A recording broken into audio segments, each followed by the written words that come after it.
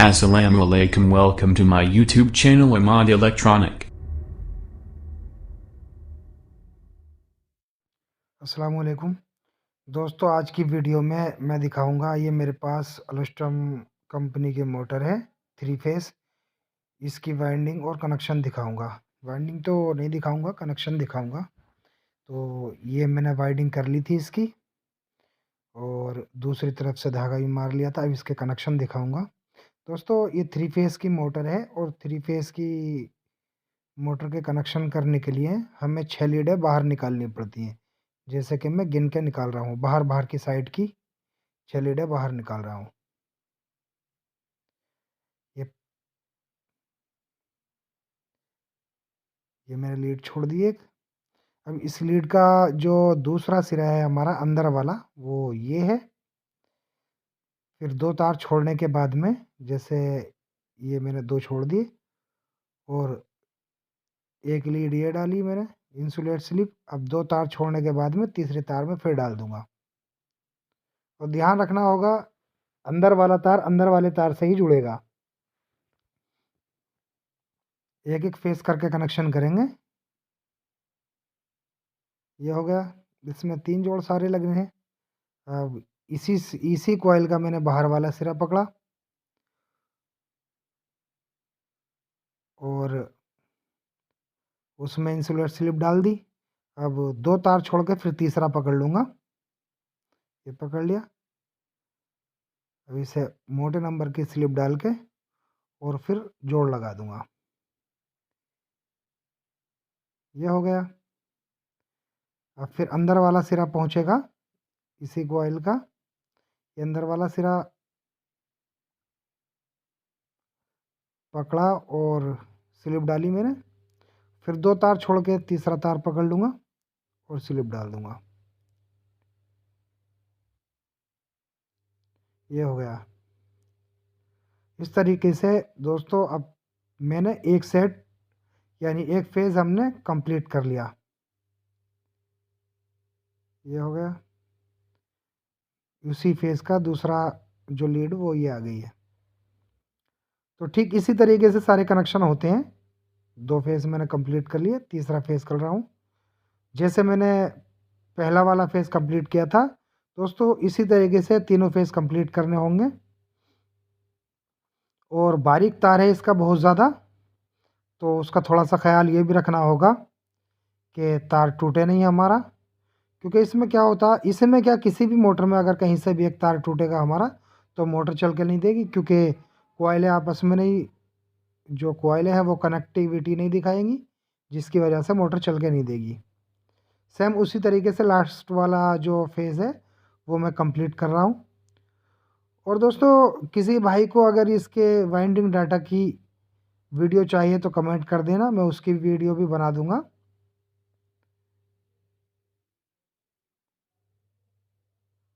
तो यही कनेक्शन है, देख सकते हैं। 6 लीडें मेरी बाहर निकल आई। 3 फेस में 6 लीडें निकलती हैं बाहर। अब क्या करेंगे, इसके जो मैंने जोड़ लगाए हैं उन्हें हम आग से जला लेंगे, यानी जो इसका तार का इंसुलेशन है वो छुटा लेंगे। मैं जला इसलिए रहा हूँ क्योंकि काफ़ी बारीक तार है, हो सकता है बिना जलाए अगर मैं छीलूँगा इसे तो टूटने का ख़तरा रहेगा। इसलिए पहले जला लेता हूँ, उसके बाद में आसानी से इसका इंसुलेशन छूट जाएगा। इंसुलेशन छुटाना भी हमें पड़ता है, वरना क्या होता, जब हम करंट देते हैं तो सारे जो कॉइलें डालते हैं उनमें करंट नहीं बहता है, क्योंकि तार के ऊपर से इंसुलेशन चढ़ा हुई होती है।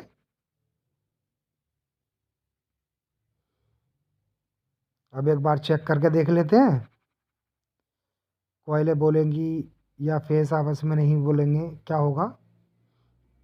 एक फेस बोल गया, दूसरा नहीं बोला, तीसरा भी नहीं बोला।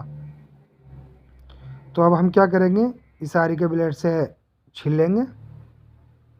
जितने भी जोड़ हैं आसानी से आराम आराम से छीलेंगे। बहुत ज़्यादा ज़ोर नहीं लगाना होगा हमें, वरना तार टूटने का ख़तरा रहता है।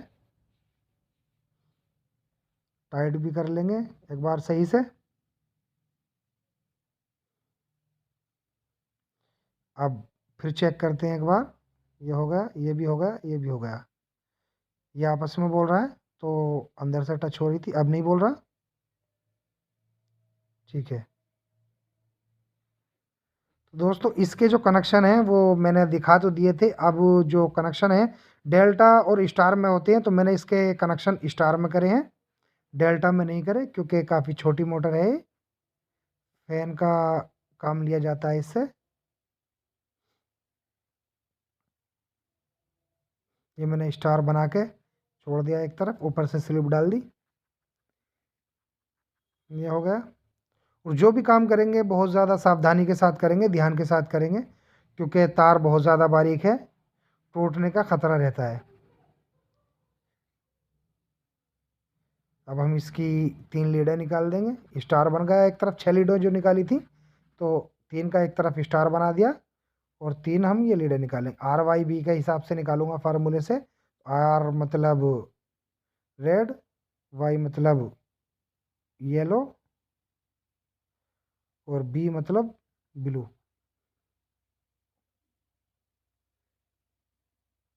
ये टाइट कर लिए, इन्हें भी काट करके अब एक बार फिर से चेक कर लेंगे कहीं कोई गड़बड़ तो नहीं हुई है। ये बोल रहे हैं हमारे सारे फेज, और बॉडी शॉट भी नहीं है। चलिए अब इस पे ऊपर से स्लिप डाल लेते हैं।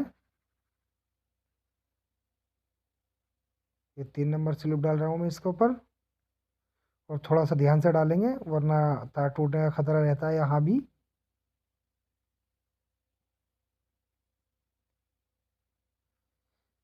तीनों वायर में स्लिप पड़ गई। अब धागा मार लेंगे इसमें फटाफट से। ये वाला फंदा दोस्तों काफ़ी टाइट मारना होता है हमें। उसकी वजह यह होती है कि अगर ढीला मारेंगे तो लीडे जिससे पकड़ के खींच लेते हैं, तो अंदर से सुटका आ जाती है, खिंचका आ जाती है। तो ये थोड़ा सा टाइट करके फंदा मारेंगे इसमें, पहला वाला।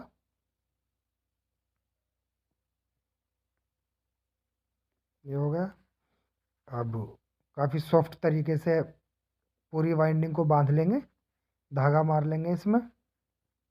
और दोस्तों ऐसे कनेक्शन होते हैं, कितनी बड़ी मोटर हो, हर 3 फेज की जो ये चैन वाइंडिंग की मोटर वाइंडिंग करी हुई होती है, यानी जो मैंने चैन वाइंडिंग में बांधी है, इसके कनेक्शन ऐसे ही होते हैं जैसे मैंने एक फेज कंप्लीट करके दिखाया था शुरू में। बाकी के दोनों फेज भी ऐसे ही कंप्लीट होते हैं, कोई मसला नहीं है, बहुत आसानी से हो जाता है। नेक्स्ट वीडियो इसके वाइंडिंग डाटा की बना दूंगा।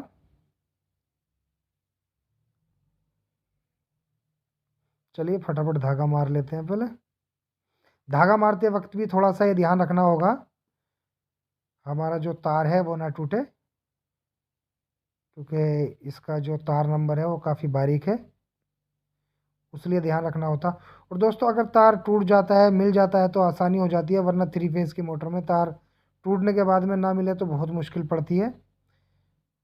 सिंगल फेज में तो रनिंग स्टार्टिंग होता है, आदमी को जल्दी से पता लग जाता है। इसमें कई सारी कॉइलें उखेड़नी पड़ जाती हैं अगर वायरिंग नहीं बोलती तो पहले थोड़ा सा पहले ही ध्यान रख लेना होता है, सावधानी के साथ सारा काम करना होता है। और कोई नहीं चाहता कि एक बार काम करने के बाद में दोबारा मुझे परेशानी पड़े, इसलिए हिफाजत से ही करते हैं सब। ये हमारा धागा भी कंप्लीट हो गया तकरीबन, ये बांध लिया। अब फिर से एक बार चेक कर लेंगे शेप देके अच्छे से, कहीं से कोई गड़बड़ तो नहीं है। तो ठीक है तकरीबन, आप भी ऐसे ही बांध सकते हैं। Please my channel subscribe and video like share. Thank you for watching my video.